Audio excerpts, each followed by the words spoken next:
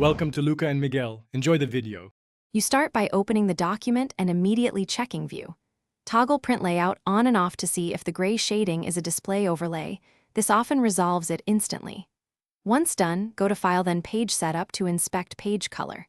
Make sure the page color is set to white. If it's custom, change it now.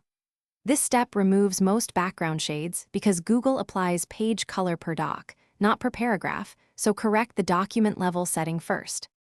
Now change the page color explicitly. From Page Setup, pick Page Color and select White. This replaces a gray canvas that looks like a background. If the gray came from a section or template, make sure you apply the change to the whole document rather than just a selection. Once you apply it, refresh the view. The gray often disappears because you've replaced the document-level canvas. Make sure to set as default only if you want future docs to match. Finally, check for other causes like images, tables, headers, or paragraph shading that mimic a gray background. Select suspicious elements and clear their background or replace the image if it includes a canvas. Once cleaned, refresh the document. Make sure your browser isn't applying a high contrast or extension overlay. If problems persist, try another browser or open an incognito window to rule out extensions.